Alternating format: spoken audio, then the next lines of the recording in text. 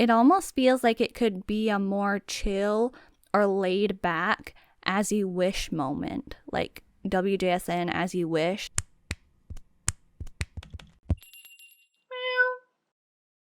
Howdy Meowers, welcome back to the BlushCat podcast. My name is Grape Lemon, and today we are covering November Kpop comebacks.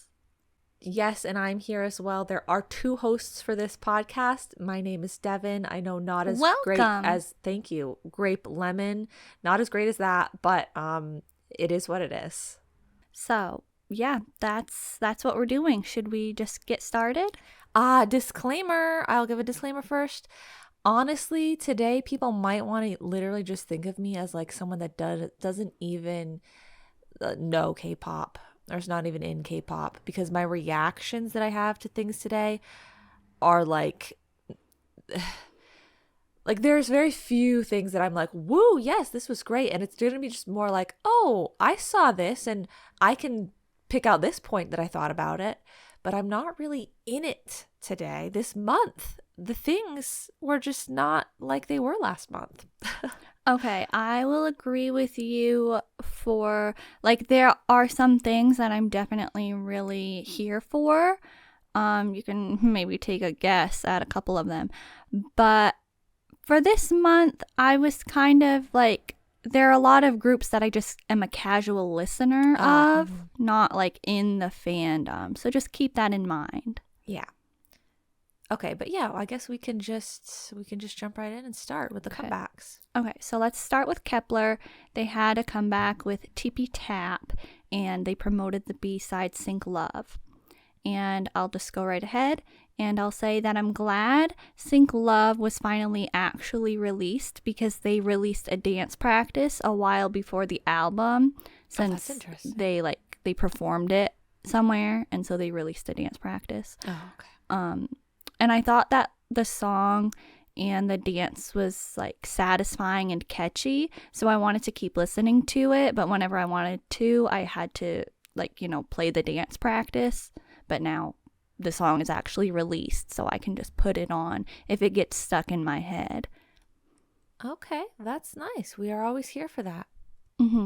Yeah. And as for their actual title track, I will say I like Sync Love better.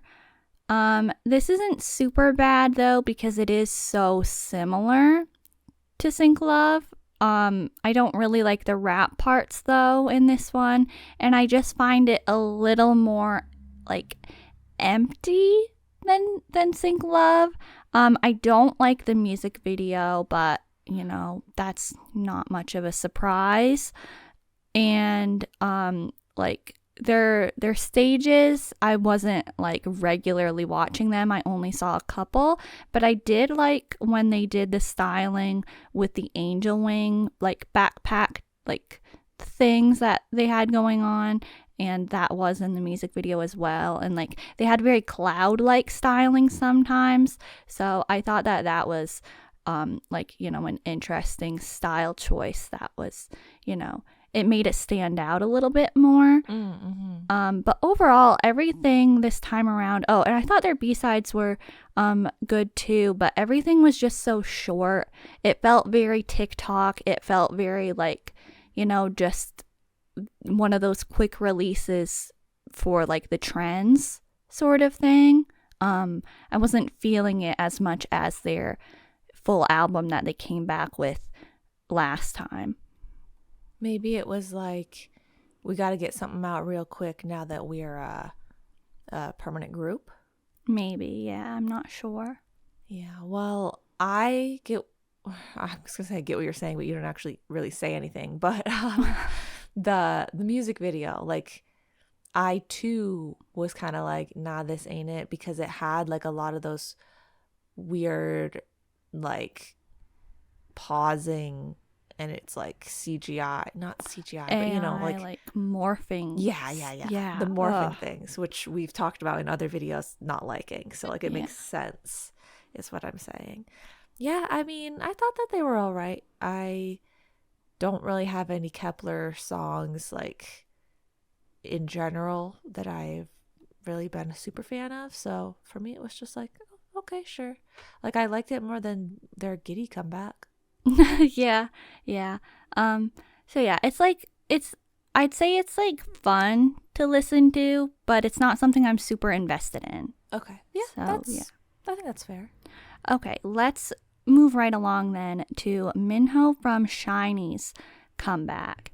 And he actually had his first full album, and his title track is called Call Back. And he also promoted B-sides Came and Left Me and Something About You. And honestly, I think that you should share your thoughts on this first because yeah, I want you to, because now that I've, gotten you to finally listen to it and I heard your sort of initial reaction, I need to hear more on what you think. This is the problem. This is what she'll do is she'll see or hear something that she thinks I might like. And so she'll be like, did you listen to this? And I'm like, no.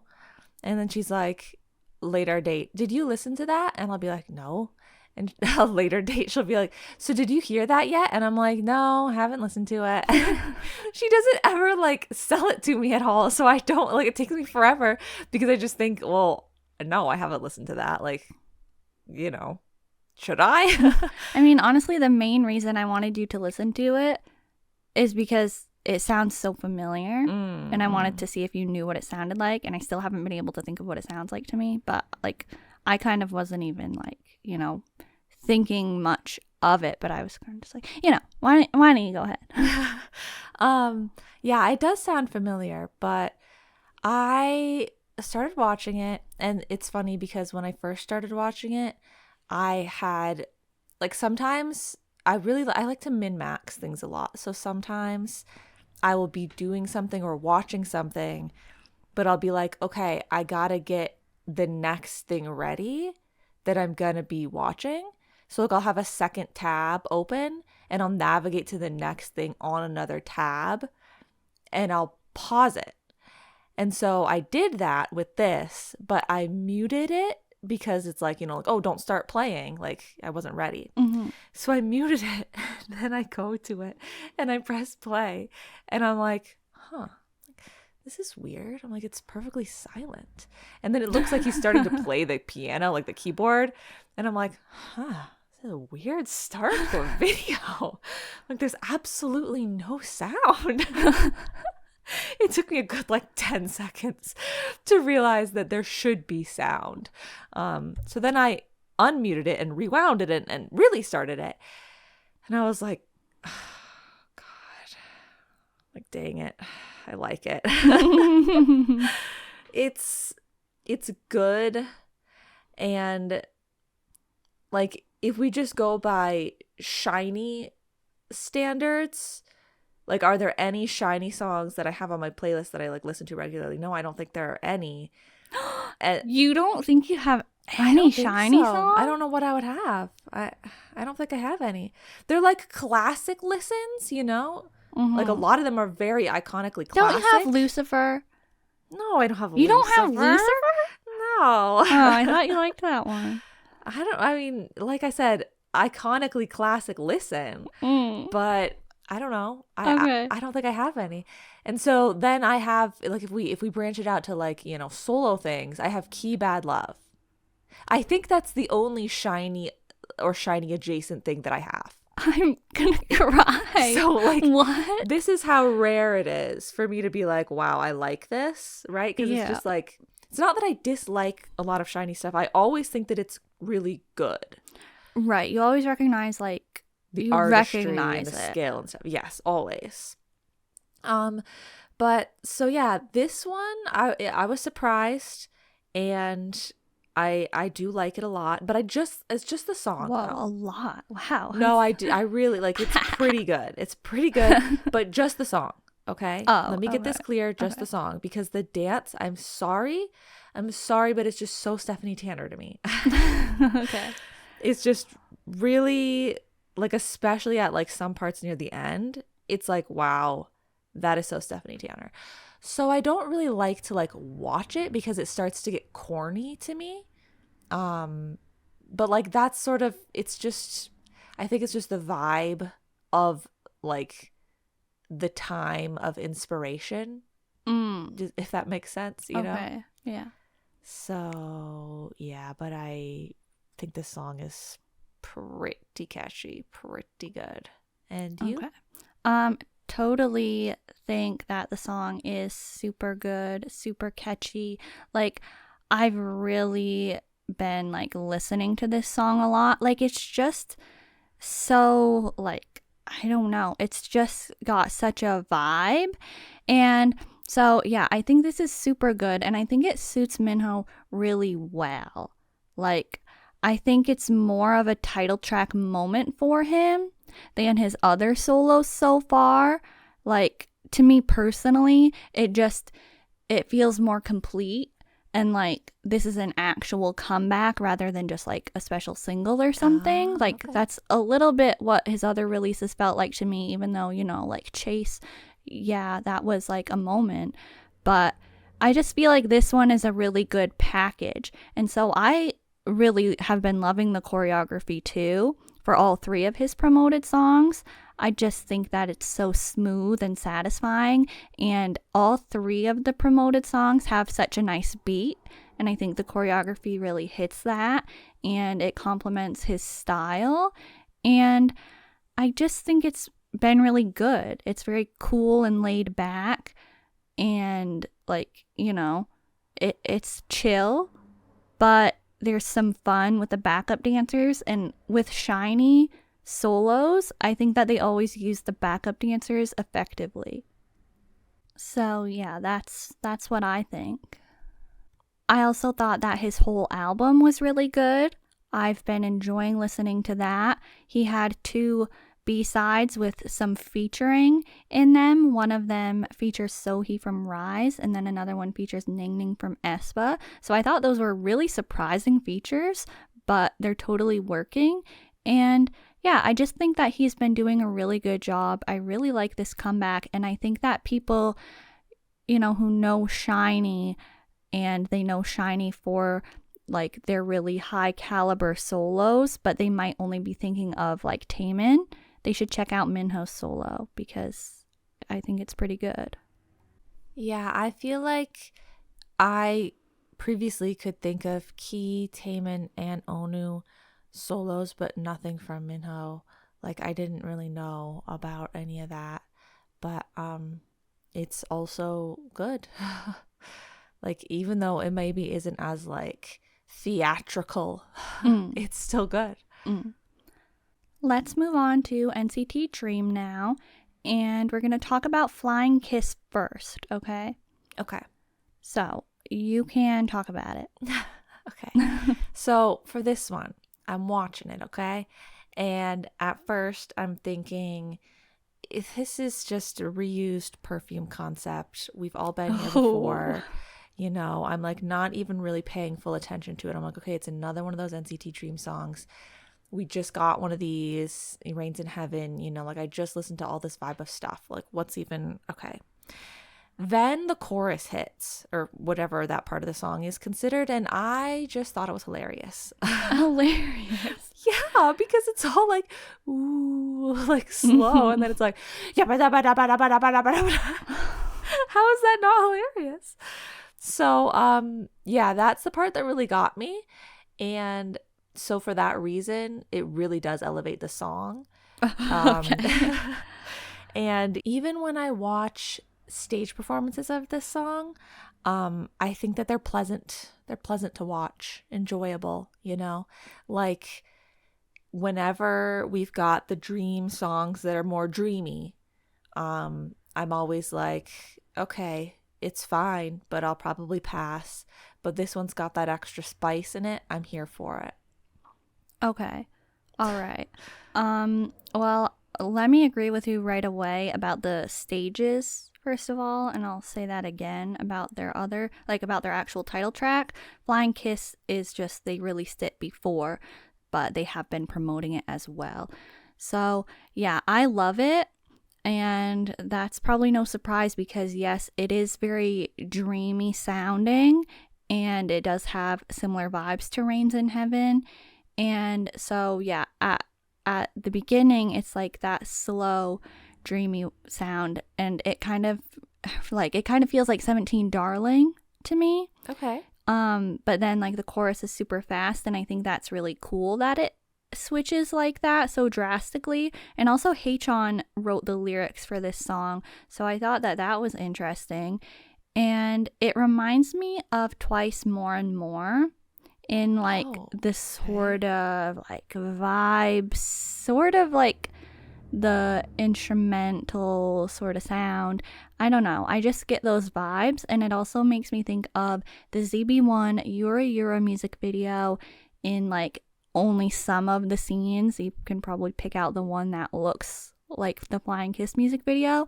And then there's one of IVE's concept photo versions for the IVE Switch album, and also the IVE 11 music video, but the Japanese version.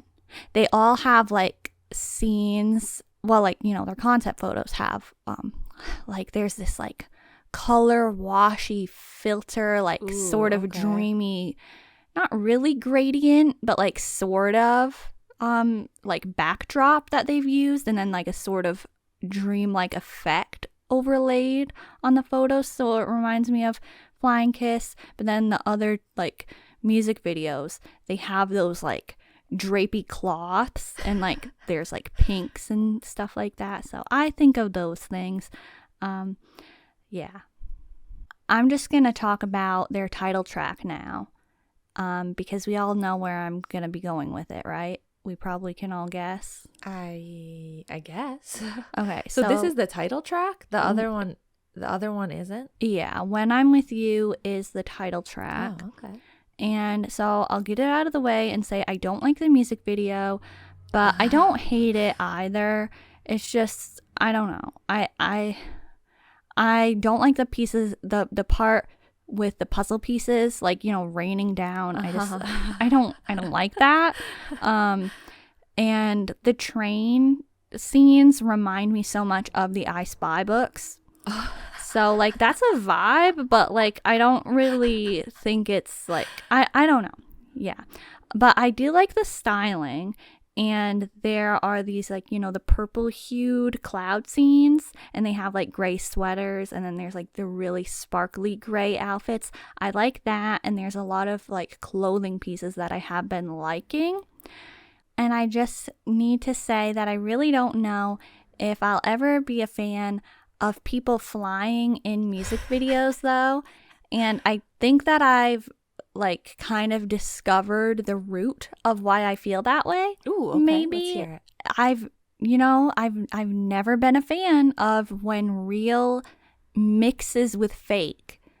Like, I mean, sometimes, you know, like fantasy, I appreciate the fantasy genre, but you know, when they make like cartoon characters appear in a real person like movie, I've never liked that vibe.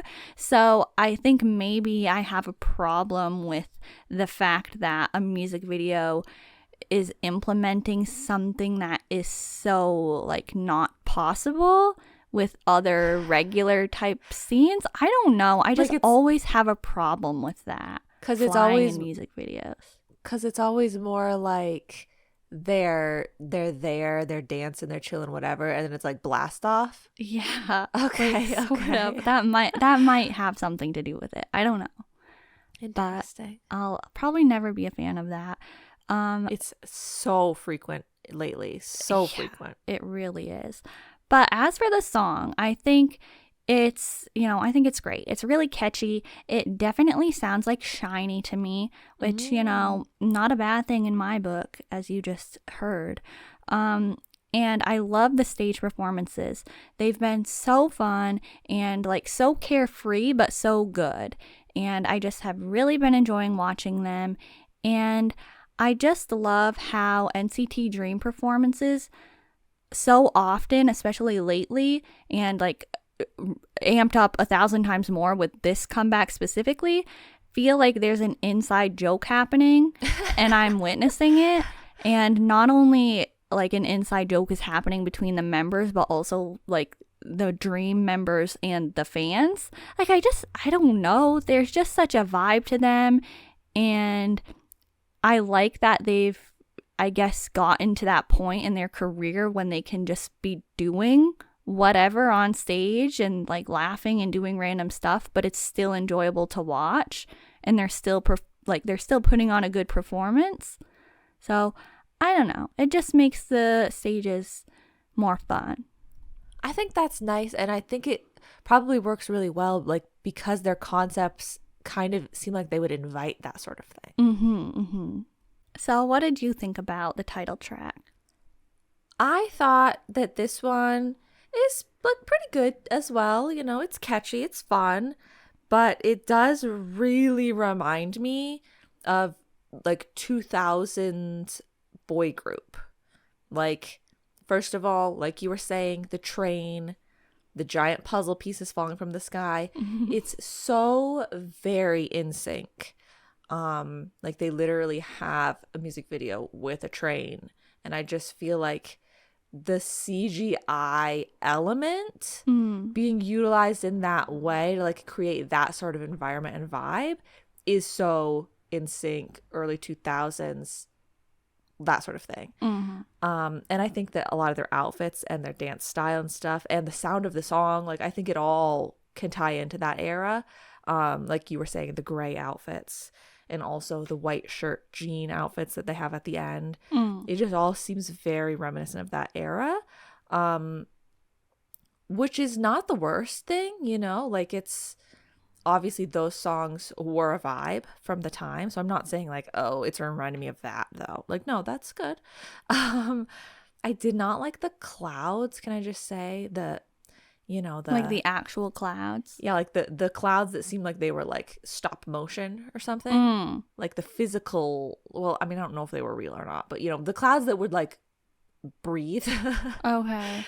Undulate, I don't know. Those clouds, they made me uncomfortable. Okay. And I mean, I guess that's really all I have to say about it. Oh, okay.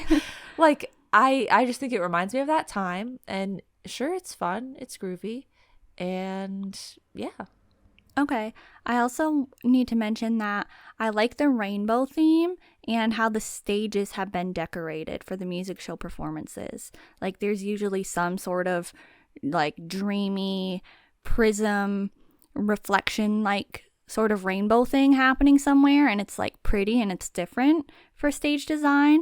And I also like what they've been doing with the Rainbow Dream content and how they're each wearing a different color of the rainbow as an outfit, because I literally just talked about liking that and wanting groups to do that more when we talked about &1. So I got that already. Yeah, that was cool. I liked how they did that. Yeah. And I clicked on a stage. I don't know if it was for Flying Kiss or for When I'm With You. I think it was for Flying Kiss. But and I think it was on Inkigayo. I know. Why would I click on that? But the stage was really pretty and also very 2000s. Like it had a bed that was like a giant bed that was like tipped a little bit up, like it wasn't lying flat. And it was like purples and like periwinkles and like with butterfly like okay, yeah, I think that was Flying shapes Kiss everywhere. It was so pretty. Yeah, I don't remember the bed for some reason, but I remember the colors and the butterflies, so I'm assuming it was that. The bed was like a feature piece that you like if you were just noticing the color scheme in the background, like you maybe wouldn't like decipher what you were looking at as much, but like if you looked, like there, it was like, oh, there's a bed there. Oh, okay. Well, they also did perform Rains in Heaven, which I was pleasantly surprised to see that they did that on a music show stage, but we did already talk about that in our July through October K-pop comebacks coverage episode. So you can listen to that to hear what we thought about that song. The boy group episode. Yes. We did two, but I mean, obviously, if you saw that we did two, you would probably know that it wasn't the girl group one, but I'm just saying. Yeah. And also, before we, wrap up with NCT DREAM, I need to say that I really like the album as well. I think that their promo was severely lacking because, Flying Kiss, I wasn't even aware that the music video was coming out yet, and so that was annoying. So I feel like the whole album hasn't had like the best promo leading up to it, but I do think that there's been some decent promo now that it's been happening. Like, they've done 3 different songs on music show stages, and members are going on variety content, and they have a lot of content rolling out on their own channel. So I think that's good. And I always like when NCT Dream promotes a full album, and this is another full album. So I just think that the whole era is like extra enjoyable when they do that for some reason. But all the songs are really good, although they are very short. But I just think it's like a fun time. There's some cool songs in there, really enjoyable songs. I don't know, it's just really good. We love to hear a successful full album. Did you get a chance to listen to it? Yeah, I listened to it. It was fine. It was nice. Off the Wall probably is my favorite of the B-sides. See, I knew that one was good. It is very fun and groovy. It really is. I made her listen to that one just because I said it was good. Yeah. It's like the way that I was describing it, because I was like, okay, yeah, sure, it's good, was like, it's like casually good. It's not like, whoa, super hyped good. I mean, I'm not saying that it can't be that. If you guys think it's that way, go off, like, that's great. But it's, for me, it was just like, yeah, I like it, like, sure. Okay. Okay, well, if that's all with NCT Dream, we will be moving right along to ENHYPEN. Okay, so we're talking about their title track, No Doubt, and they have re-released sort of their Romance Untold album, and we did talk about that comeback with EXO, so you can go ahead and listen to that same episode we just directed you to with NCT Dream to hear our thoughts on that. But they've got No Doubt and one other new song called Daydream. So what did you think of No Doubt? Okay. I watched it a while ago, like when it first came out, and I was re-reviewing it now, but I had already written notes down. And before I like clicked into the music video again, because I'd only seen the music video like once, and I'm navigating to it, but I'm looking at my notes, and the first thing I have written is weird hot concept. And I was like, what? Why would I write that? Like, that's not something that I would write. What was I talking about? And then I played the music video again, and I remembered that it's a weird hot. The concept is that they're hot, like the temperature is hot. And I just thought, it's November. Why is it like, whew, it's really hot in here? So it's kind of a weird hot concept. And I didn't really get that aspect. But overall, the music video, like, they had a concept and they went with it. And I guess that's fine. I hate the heart-shaped bite holes in the neck. Oh, I don't know if I probably noticed it, but I definitely don't remember that. I hate it. It's like if you got bit by a vampire and it's like kind of closing up now, but also the wounds are shaped like little hearts. I really don't like it. But the song, I like the song. Pretty good. Like, the more I listen to it, the more I think, okay, yeah, this is another ENHYPEN song that I think I'm liking. It also has a very strong 2000s boy group sound. Like, the song specifically really has that groove of that era, but I'm here for it. It's very catchy, and the styling, I feel like it's a little, like, it's just sort of like baggy suits most times that I've seen them. There's not like a lot of street vibes to it at all, which I prefer. But it's good. I like the stage that they wore the glasses for. Okay. They're wearing suits though, yeah. Right? Okay, yeah. I know the one. But yeah, I'm here for this one. I think, like, it might become my second favorite after Bite Me. I'm not sure, because I've collected a good few ENHYPEN songs that I'm thinking are like totally totally listenable, like totally contenders, but I don't think that I consider them enough. Like I need to go back and like really think about it. Like how many of these other ENHYPEN songs do I really like? Yeah. Because I was just thinking I liked Bite Me and like Drunk Days for the memes. But there's getting to be quite a few that I'm like, no, actually, I kind of really like that one. Yeah, I think that ENHYPEN has, pretty good music. And they've, like, I feel like it's been getting even better. So I agree with a lot of what you're saying. And you said, like, it has groove of that era. And I would agree that it is very groovy, but it's, like, pretty chill. And, yeah, very, like, 90s, 2000s beat. It does really remind me of 2PM, the K-pop group. Like, it sounds like it could be, like, a 2PM song that was a classic release from them. And also, not only is the song groovy, but the music video reminded me of Gravity's groovy music video. Okay. Like, the beginning, Gravity is like in an office and they're all in suits, like, and it just has the same vibe. And I feel like even the camera work is kind of similar. But yeah, I enjoy it. I think it's funny when they put their hands in their back pockets in the choreography, but it's fresh, it's different. I don't really have many problems with it. I think it doesn't really like stand out like a whole lot. Like that's not in really a bad way either. It's kind of understated maybe. Yeah, like I feel like it seems like this would be a B-side that they do follow-up promo with, and I guess in a way it kind of is, because they have only like, put out 2 new songs with this album, so it kind of is like a grander scale of follow-up promo.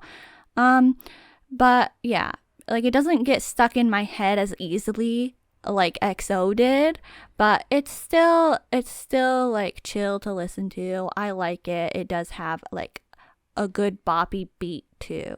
So yeah. Yeah, and I keep saying like early 2000s boy group, but yeah, no, it really probably does like slide back into the 90s a bit as well. I'm just saying 2000s for the ease of it. Please nobody be like, actually, that's a 90s sound, because these groups that I'm talking, well, NSYNC specifically that I'm talking about, spanned across that time. Okay, so I can still call them a 2000s boy group. I don't have a lot to say on it, but I liked Daydream as well. Like, I thought that song was good. I think it's interesting. Yeah. Like, it definitely reminds me of something, and I don't know what. But I first heard it at the Mamas, and I kind of thought it's interesting that they're performing a song like this where it's all whispering. But when I hear it in, like, a non, like, being performed live setting, I get it a lot more. But, yeah, I mean, it's definitely listenable as well. Like, it has a good sound. Well, now we're going to talk about TIOT, because they had a release called Take It Slow. And I guess I will begin with my thoughts on this. And I don't have a lot to say, but that does not mean that it is insignificant, because I think that it's really nice and it's really peaceful. And for some reason, I wasn't expecting a ballad, even though it's called Take It Slow. But like, what a way to prove their versatility.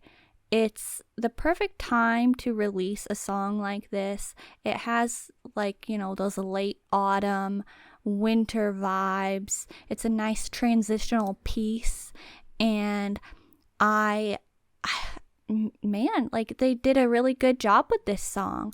I think it's just like, I always love when K-pop groups do ballads, so I'm glad that they've already done one and that they've made it like its own moment like this, because it's like, not every K-pop group releases a ballad, and so when they do, I think it says a lot. And so yeah, they're continuing to bring emotion as well, which I really enjoy. And I think they've done a great job again. I think that was a fine amount to say. Okay. Yeah, I think it's heartfelt. I get what you're saying about the like autumn, like it's got a sentimentality to it. Mm-hmm. I think it's just very beautiful sounding. It sounds like a song for a drama. People keep doing this lately, but I'm like, well, this sounds like it could be in a drama. They popped off with the vocals. They did. And they did it on a stage as well, and I felt like I was watching the finale of a singing competition. Oh yeah, Like, you yeah, know, it did have those vibes. yeah, like it felt like I'm like, is this Kelly Clarkson moment like this? Like, what am I watching? So yeah, I too was surprised, but was like, this is what I expect from TIOT at this point, though, because every time that they do something, I'm like, you know what? You guys are doing great. And so, yeah, even though it was a ballad and a slow song, it had the emotion and the beauty that made me like intrigued. Yeah, I agree. It was good. Good jobs all around. Once again, our newly debuted TIOT. Yes. We will move along though, because it was just that one, single with TIOT, although they did, put out like a radio edit to shorten it down a bit, because the song is very long, which I appreciate because it's a ballad especially, and so it makes sense that it's that long. So yeah, good job TIOT. We're going to move on though to ATEEZ, and we don't talk about ATEEZ very much on this podcast, but I'm like an ATEEZ casual listener, but their title tracks are usually something I really enjoy because I think that they are always delivering a lot of energy. And so they can be really good songs to listen to in general because of that energy, and I can really feel it. And I can feel that especially when they perform. So I guess I'll just keep jumping right in then. So we're talking about Ice on My Teeth here. It's called Ice on My Teeth. And so I thought that the music video was interesting. A lot better than the work music video, I must say. It kind of felt like a mix of the Answer music video and the Wonderland, or maybe like Say My Name music video. I don't remember which one. Just say my name. No. Yeah, so it kind of felt like those to me, and it kept me captivated the whole time, and it seemed really well done to me. Like, I don't know, it just felt, especially after work, I hate to keep bringing that up, but sorry. I loved the song, I did, but the music video was not it. But I liked the ballerinas a lot, especially because they provided such a contrast in this music video. Yeah, the song is similar to Work, but it feels like they switched it up a bit, as if they were going to do it for Road to Kingdom or something. Ah. I think that the violins are definitely adding to that, like me getting Road to Kingdom, and I was reminded of that ONF performance that they did with Yua from Oh My Girl when they were on Road to Kingdom, and that song and ONF in general has like a lot of, orchestra sounds and violins, stuff like that. So I like what they did there, and I initially got two things from this song, and so I want to describe it as Voodoo Vince meets NCTU Make-A-Wish. And that was my initial reaction to the actual song, and I still feel that way. So if you know those two things, maybe you'll be able to hear that. I don't know. Yeah, the song is definitely catchy, and their energy when they perform consistently reminds me of BTS, which is a compliment in this case because I feel like they're actively there performing and they're trying to, put on like a good performance, make it a good stage, and they've got good energy. Mm-hmm. I get what you're saying about the Make-A-Wish Voodoo Vince thing. Yeah, I am definitely even less familiar with ATEEZ. I did hear work and see the music video like once. And so for this one, I listened to the whole thing and then I kind of thought, isn't like the beat specifically, isn't it kind of similar to work? Mm-hmm. And okay, yeah, so it is. I liked the old-timey era aesthetic. I don't feel like that's done very often. Mm-hmm. It was definitely unique. Like it wasn't like I feel like some people go that route with the styling a little bit, but I feel like they went fully that for the music video. So I appreciate that because it was different and it was interesting and I think it fit. I don't really have much more to say about it. Like I agree with the things that you were saying. It's a little much for me. Okay. So, yeah. I don't really have more, but I think that they did a good job. Okay. So let's just move on then. Oh, I thought their album was good too. I did. Once again, every group that we listened to, like that we talked about that had an album or other songs, I listened to them all. And like, once again, I never had any problems with any of them. It's just not like groups that I'm regularly listening to, but I was like, okay, yeah, sure. Those were fine songs. Like I thought that every time, like I don't got a problem with any of that. Okay. Yeah. Yeah. And once again, me too, casual listener for a lot of these groups. We're going to talk about TWS now, and they are the last comeback that we're covering today, and they just had their comeback yesterday, so this is very fresh, new stuff that we're working with here. But right away, we are getting Christmas and wintertime vibes, which always feels really nice. I'll just get that out of the way now.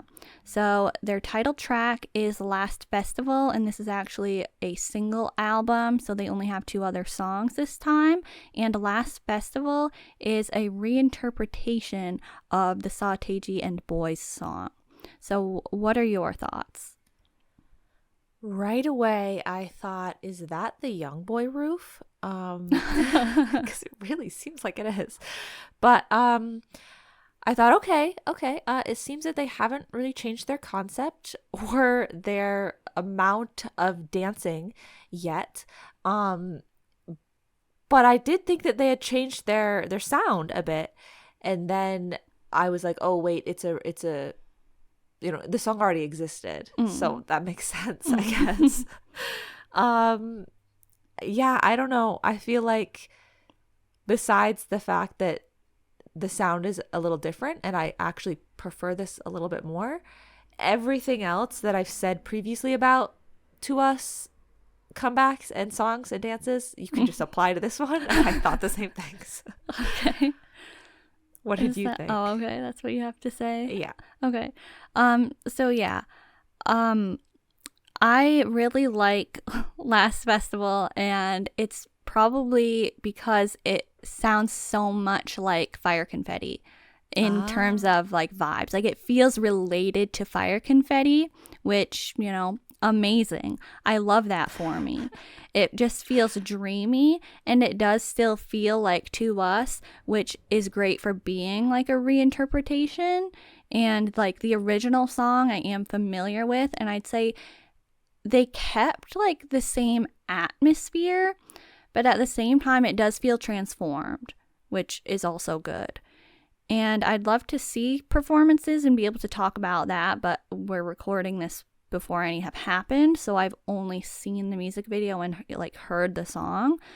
But it almost feels like it could be a more chill or laid back As You Wish moment, like WJSN As You Wish, and how it's like, the big New Year song. Like this is Last Festival, and it feels like, it just has like a bit of this energy that's kind of like special and significant. Like, I don't know, like the music video, like the end, I was getting a little like, ooh, this is kind of getting sad, because I wasn't really expecting it. Like, I didn't think we were concluding their story, I guess. Like, they debuted this year, right? And so they've had, like, this is their third comeback, and they've had the school concept so far. And so at the beginning, it was like, plot twist was like the first, like, going to school moment. But now it's like we're already graduating, or like we're like throwing the end of year party rather. So I was just kind of like surprised by that, but I thought it was well executed. I like enjoyed the music video in the sense that it kept me engaged, but I didn't really like the color palette or aesthetics of it. I wasn't expecting that when I like heard the song, and like I was feeling the atmosphere of the song. That's not what I was picturing for a video. But I think that they've done a good job so far, and the fact that they've had a sort of storyline is like a good thing to me. And yeah, I enjoy it. Yeah, I did enjoy the storytelling aspect of the music video. I did not enjoy the part where they're dancing on the scaffolding and then they leap off the sides. Oh, I know. What was up with that? I don't know, but I was like, this makes me so uncomfortable every time it looks like people are dancing on a high up place. And so then for you to literally leap off of it, I was like, Yeah, at first I thought they were pushing the other people off, and I was like, what? But then I literally had to rewind, and I was like, no, they're just jumping off, which not much better, honestly. But like, yeah. So that, like, some of the parts of the music video were kind of weird. But I really like the song. So their other two songs, what did you think about those? I mean, I thought they sounded like TWS songs. Like, I really don't have much to say, but I will say I think Comma is probably my favorite. Like, out of all the TWS songs that I've heard so far, that's probably my favorite one. Okay. I might, like, I have a point about that, and maybe it's your favorite because right away to me, I was like, this is ENHYPEN. Oh, okay. Like, it sounds just, I don't have anything against it as a song. I'm just not getting TWS at all, honestly. I'm getting ENHYPEN. Okay. Yeah, that makes sense. That I would think that. Yeah. And so Highlight, I need to say, it sounds so unbelievably familiar to me. Like a TWS song? No. Oh, okay. It sounds a bit like Even Your Text and also CLC Summer Kiss, but I really feel like the rhythm of the chorus, it's like the rhythm of something else, and I don't know what. So yeah, I don't know what. Okay. Well, other than that, just in general, once again, I was glad that they were sort of ushering in the winter vibes. Like, I think that they're a great group to be one of the first ones to sort of kick off the winter concepts, because their concept is very fresh and youthful and bright. So they kind of fit with the season. And yeah, I was starting to think that maybe we weren't going to have many winter concept K-pop releases this year, because, we were having so many dark, strong ones that I don't know. I was wondering if we were going to get any. We were having some summertime temperature rising ones. Yeah. So, okay. That concludes the comeback talk for today. As always, I myself am trying to be a little more casual about this and not give so many disclaimers and stuff. But, I'm trying not to care as much. But I just want to reiterate, as always, please, take our thoughts and opinions as, not being super serious, not being super critical or anything. And once again, we try to say when we're casual listeners and we don't know the groups very well.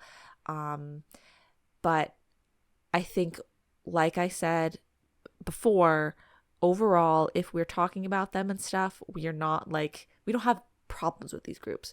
So if you heard anything and you thought they didn't like that as much as I thought they should like it, well, it's okay. We still liked it enough to talk about it.